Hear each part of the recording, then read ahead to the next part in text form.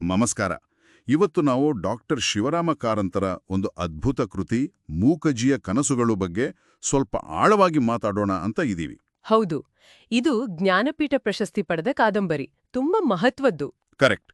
ಇದರ ಹೆಸರು ಕೇಳಿದ ತಕ್ಷಣ ಕೆಲವರಿಗೆ ಇದೇನೋ ಮೂಕಿ ಅಜ್ಜಿಯ ಕಷ್ಟದ ಕಥೆ ಇರಬೇಕು ಅನ್ಸುತ್ತೆ. ಆದರೆ ವಿಷಯ ಅದಲ್ಲ ಅಲ್ವಾ? ಖಂಡಿತ ಅಲ್ಲ. ಇಲ್ಲಿ ಮೂಕಜ್ಜಿ ಅಂದ್ರೆ ಮಾತಾಡದೇ ಇರೋರಲ್ಲ. ಅವಳಿಗೆ ಒಂದು ಹೇಗೆ ಹೇಳೋದು, ಒಂದು ವಿಶೇಷ ಶಕ್ತಿ ಇದೆ. ಅಂದ್ರೆ ವಸ್ತುಗಳನ್ನ ಅಥವಾ ವ್ಯಕ್ತಿಗಳನ್ನ ನೋಡಿದಾಗ ಮುಟ್ಟಿದಾಗ ಅದ್ರ ಬಗ್ಗೆ ಏನೋ ಒಂದು ಒಳನೋಟ ಸಿಗುತ್ತೆ ಅನ್ನೋ ಥರ. ಹೌದು, ಅವರ ಹಿಂದಿನ ಕಥೆಗಳು ಅಥವಾ ಅವರ ಸ್ವಭಾವ ಅದನ್ನೆಲ್ಲ ಅವಳು ಗ್ರಹಿಸಬಳ್ಳು. ಇದೇ ಕಾದಂಬರಿಯ ಒಂದು ಮುಖ್ಯವಾದ ಎಳೆ. ಈ ಒಂದು ವಿಶಿಷ್ಟ ಕಲ್ಪನೆ ಇಟ್ಕೊಂಡು ಕಾರಂತರು ಏನೆಲ್ಲ ವಿಷಯಗಳನ್ನ ಚರ್ಚೆಗೆ ತರ್ತಾರೆ ಅನ್ನೋದೇ ಇಂಟ್ರೆಸ್ಟಿಂಗ್. ನಿಜ. ಮುಖ್ಯವಾಗಿ ಮೂಕಜ್ಜಿಯ ಪಾತ್ರವೇ ನೋಡಿ.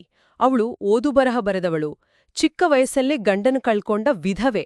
ಹಳ್ಳಿಯವರು ಅವಳನ್ನ ಅರಳುಮರಳು ಅಂತಾನೂ ಆಡ್ಕೋತಾರೆ. ಹೌದು. ಆದ್ರೆ ಅವಳ ಒಳಗಡೆ ಒಂದು ಅಪಾರವಾದ ತಿಳುವಳಿಕೆ ಇದೆ, ಒಂದು ಗ್ರಹಿಕೆಯ ಶಕ್ತಿ. ಭೂತ ವರ್ತಮಾನಗಳನ್ನ ಅವಳು ತನ್ನದೇ ರೀತಿಯಲ್ಲಿ ನೋಡ್ತಾಳೆ. ಇಲ್ಲಿ ಕಾರಂತರು ಒಂದು ಮುಖ್ಯ ವಿಚಾರ ಹೇಳ್ತಾರನ್ನಿಸುತ್ತೆ.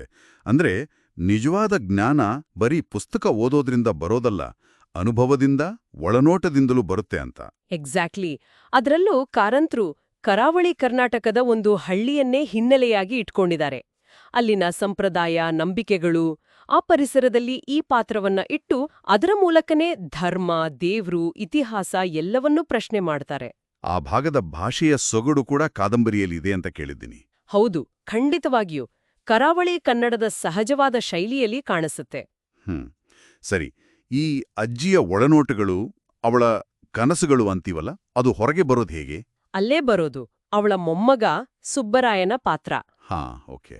ಅವನು ಓದ್ಕೊಂಡವನು, ಸ್ವಲ್ಪ ವಿಚಾರವಾದಿ, ಎಲ್ಲವನ್ನೂ ಪ್ರಶ್ನೆ ಮಾಡೋ ಮನಸ್ಥಿತಿ ಅವಂದು.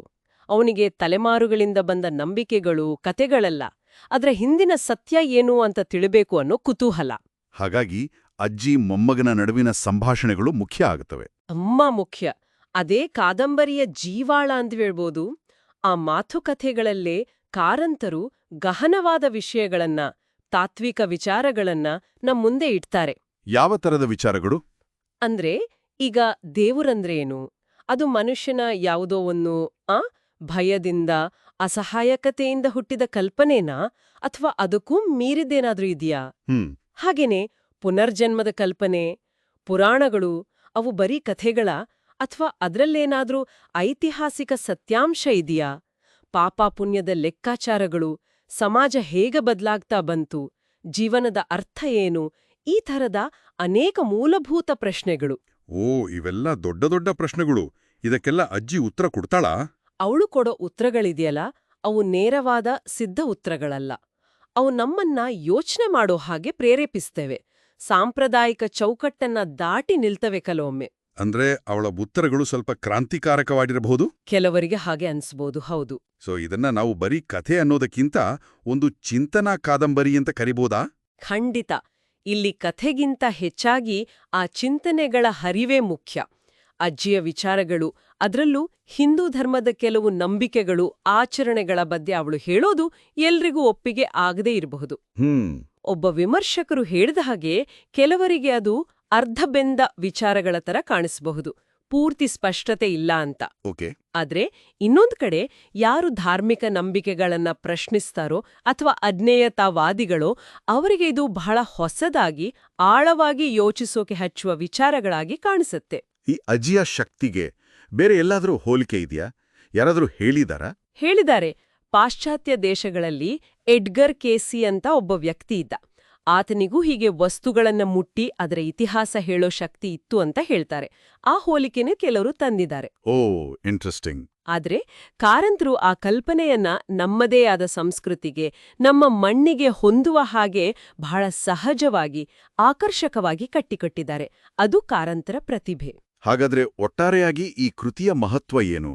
ಇದು ಯಾಕೆ ಇಷ್ಟು ಮುಖ್ಯ ಅಂತ ನಾವು ಪರಿಗಣಿಸಬೇಕು? ನೋಡಿ, ಇದು ಕೇವಲ ಒಂದು ಅಜ್ಜಿಯ ವಿಚಿತ್ರ ಶಕ್ತಿಯ ಕಥೆ ಅಲ್ಲ. ಇದು ನಮ್ಮನ್ನ ನಾವು ನಂಬಿಕೊಂಡು ಬಂದಿರೋ ಎಷ್ಟೋ ವಿಷಯಗಳನ್ನ, ಸಂಪ್ರದಾಯಗಳನ್ನ ಧೈರ್ಯವಾಗಿ ಪ್ರಶ್ನೆ ಮಾಡೋ ಹಾಗೆ ಪ್ರೇರೇಪಿಸುತ್ತೆ. ನಮ್ಮ ಯೋಚನಾ ಕ್ರಮವನ್ನೇ ಬದಲಾಯಿಸೋ ಪ್ರಯತ್ನ. ಹೌದು. ಜೀವನದ ಅರ್ಥ ಏನು ಅಂತ ಹುಡುಕೋ ದಾರಿಯಲ್ಲಿ ಇದೊಂದು ಮುಖ್ಯವಾದ ಕೃತಿ. ಬಹುಶಃ ಇದರ ಶ್ರೇಷ್ಠತೆ ಇರೋದೇ ಅದು ಕೊಡೋ ಉತ್ತರಗಳಿಗಿಂತ ಅದು ನಮ್ಮಲ್ಲೇ ಹುಟ್ಟುಹಾಕೋ ಪ್ರಶ್ನೆಗಳಲ್ಲಿ.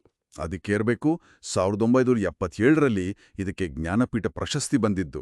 ಖಂಡಿತ. ಮತ್ತೆ ಇದು ಬರೀ ಕನ್ನಡಕ್ಕೆ ಸೀಮಿತವಾಗಿಲ್ಲ. ಭಾರತದ ಬೇರೆ ಬೇರೆ ಭಾಷೆಗಳಿಗೆ ಅನುವಾದ ಆಗಿದೆ, ನಾಟಕ ಆಗಿದೆ, ಸಿನಿಮಾ ಕೂಡ ಆಗಿದೆ. ಹೌದು, 2005ರಲ್ಲಿ ಸಿನಿಮಾ ಬಂದಿತ್ತು ಅನ್ಸತ್ತೆ. ಹೌದು. ಸೊ ಇದರ ವ್ಯಾಪ್ತಿ ದೊಡ್ಡದು. ಸರಿ, ಹಾಗಾದ್ರೆ ಒಟ್ಟಿನಲ್ಲಿ ನಾವ್ ಏನ್ ಹೇಳ್ಬೋದು ಈ ಕೃತಿ ಬಗ್ಗೆ? ಒಟ್ಟಿನಲ್ಲಿ ಹೇಳೋದಾದ್ರೆ ಮೂಕಜ್ಜಿಯ ಆ ಒಂದು ವಿಶಿಷ್ಟವಾದ ಲೋಕಾನುಭವದ ದೃಷ್ಟಿ, ಮೊಮ್ಮಗ ಸುಬ್ಬರಾಯನ ಪ್ರಶ್ನೆ ಮಾಡೋ ವೈಚಾರಿಕ ಮನೋಭಾವ, ಆ ಹಳ್ಳಿಯ ಬದುಕಿನ ಚಿತ್ರಣದ ಜೊತೆಗೆ ತಾತ್ವಿಕ ಚಿಂತನೆಗಳನ್ನ ಬೆರೆಸಿರೋ ರೀತಿ, ಇವೆಲ್ಲ ಸೇರಿ ಈ ಕೃತಿಯನ್ನ ಬಹಳ ಅನನ್ಯವಾಗಿಸುತ್ತೆ. ನಮ್ಮ ನಂಬಿಕೆಗಳು, ಸಂಪ್ರದಾಯಗಳು, ನಮ್ಮ ಅಸ್ತಿತ್ವ, ಇದರ ಬಗ್ಗೆ ನಾವೇ ಪ್ರಶ್ನೆಗಳನ್ನ ಕೇಳ್ಕೊಡಕ್ಕೆ ಇದೊಂದು ಸ್ಫೂರ್ತಿ ಕೊಡುತ್ತೆ. ನಿಜ.